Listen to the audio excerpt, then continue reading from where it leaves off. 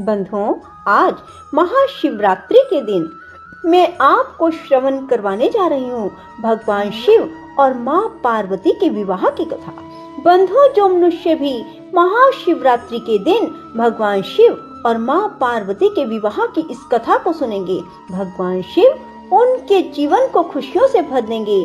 उनकी जोड़ी सदा सलामत रहेगी। जो भी महाशिवरात्रि के दिन भगवान शिव और माँ पार्वती की इस कथा को सुनेंगी, बंधुओं, पूर्ण विश्वास, सच्ची निष्ठा के साथ ही भगवान शिव और माँ पार्वती के विवाह की कथा को सुनेंगी।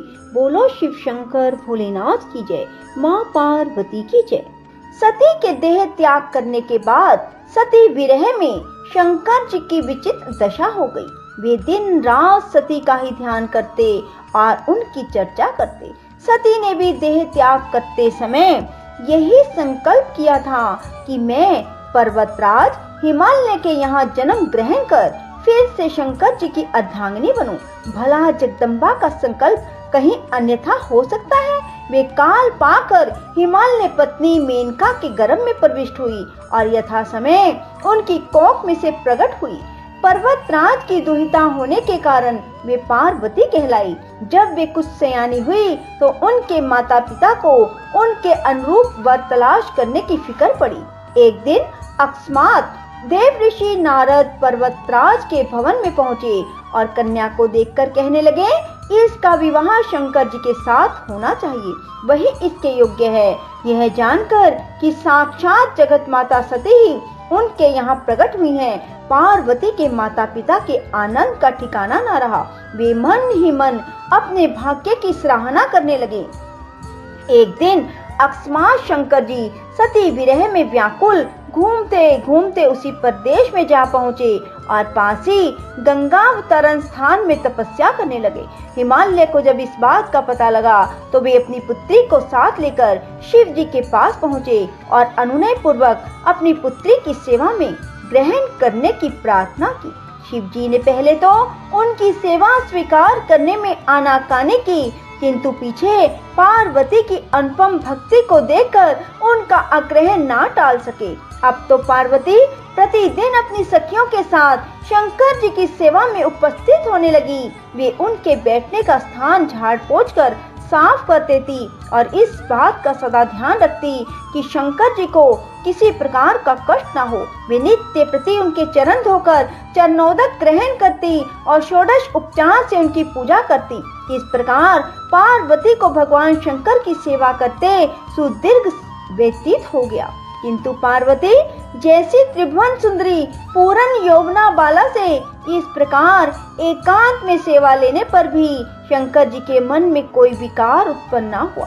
वे सदा आत्म समर्पण करते हुए समाधि में निश्चल रहते। इधर देवताओं को तारक नामक असुर बहुत बड़ा त्रास देने लगा।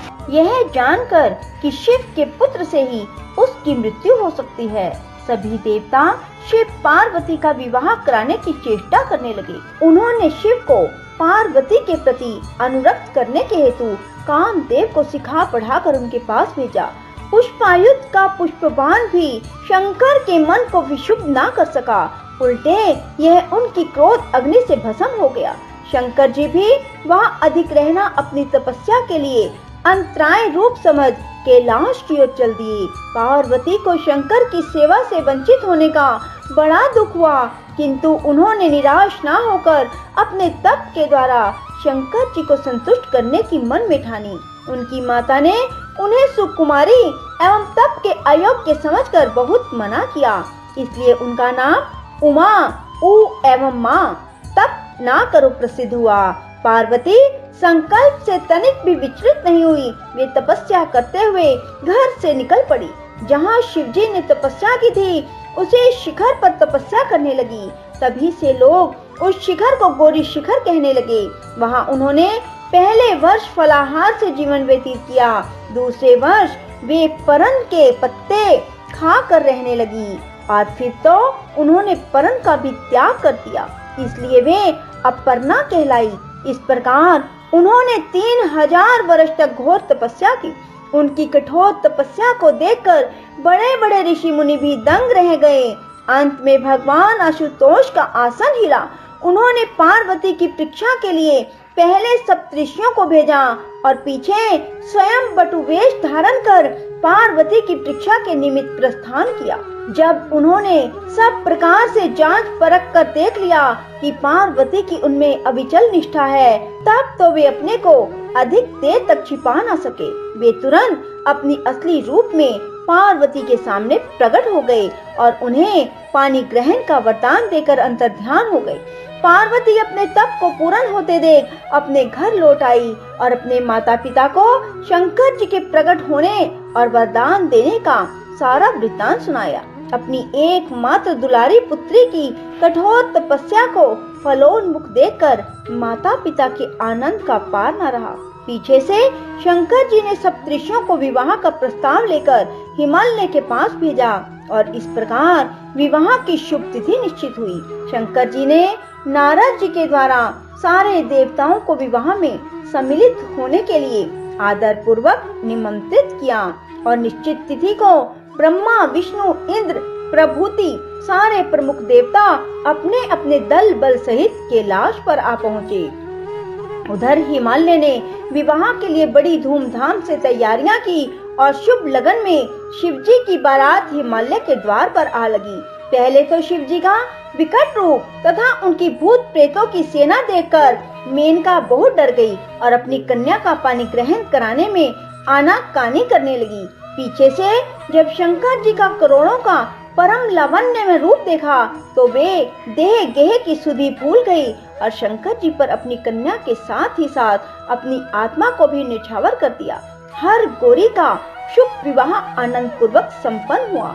हिमाचल ने बड़े चाव से कन्यादान दिया। विष्णु भगवान और अन्य देव और देव रमणियों ने नाना प्रकार के उपहार भेंट किए। ब्रह्मा जी ने वेदोक्त रीति से विवाह करवाया। सब लोग अमित उत्साह से भरे अपने अपने स्थानों को लौट गए। बोलो शिव शंकर भोलेनाथ की जय, माँ पार्वती की जय। ओम त्र्यंबकं यजामहे सुगंधिं पुष्टिवर्धनम् उर्वारुकमिव बन्धनात् मृत्योर्मुक्ष्यमामृतात्। ओम त्र्यंबकं यजामहे सुगंधिं पुष्टिवर्धनम् उर्वारुकमिव बन्धनात् मृत्योर्मुक्ष्यमामृतात्। ओम त्र्यंबकं यजामहे सुगंधिं पुष्टिवर्धनम् उर्वारुकमिव बन्धनात् मृत्योर्मुक्ष्यमामृतात्। ओम त्र्यंबकं यजामहे सुगंधिं पुष्टिवर्धनम् उर्वारुकमिव बन्धनात् मृत्योर्मुक्ष्यमामृतात्। ओम त्र्यंबकं यजामहे सुगंधिं पुष्टिवर्धनम् उर्वारुकमिव बन्धनात् मृत्योर्मुक्ष्यमामृतात्। ओम त्र्यंबकं यजामहे सुगंधिं पुष्टिवर्धनम् उर्वारुकमिव बन्धनात् मृत्योर्मुक्ष्यमामृतात्। ओम त्र्यंबकं यजामहे सुगंधिं पुष्टिवर्धनम् उर्वारुकमिव बन्धनात् मृत्योर्मुक्ष्यमामृतात्। ओम त्र्यंबकं यजामहे सुगंधिं पुष्टिवर्धनम् उर्वारुकमिव बन्धनात् मृत्योर्मुक्ष्यमामृतात्। ॐ त्र्यम्बकं यजामहे सुगन्धिं पुष्टिवर्धनम्। उर्वारुकमिव बन्धनात् मृत्योर्मुक्ष्यमामृतात्। ॐ त्र्यम्बकं यजामहे सुगन्धिं पुष्टिवर्धनम्।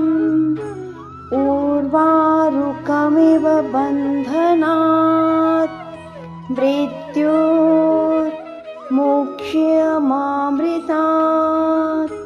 ॐ त्र्यम्बकं यजामहे सुगन्धिं पुष्टिवर्धनम्। उर्वारुकमिव बन्धनात् मृत्योर्मुक्ष्यमामृतात्। ॐ त्र्यम्बकं यजामहे सुगन्धिं पुष्टिवर्धनम्। उर्वारुकमिव बन्धनात् मृत्योर्मुक्ष्यमामृतात्। ॐ त्र्यम्बकं यजामहे सुगन्धिं पुष्टिवर्धनम्। उर्वारुकमिव बन्धनात् मृत्योर्मुक्ष्यमामृतात्। ॐ त्र्यम्बकं यजामहे सुगन्धिं पुष्टिवर्धनम्। उर्वारुकमिव बन्धनात् मृत्योर्मुक्ष्यमामृतात्।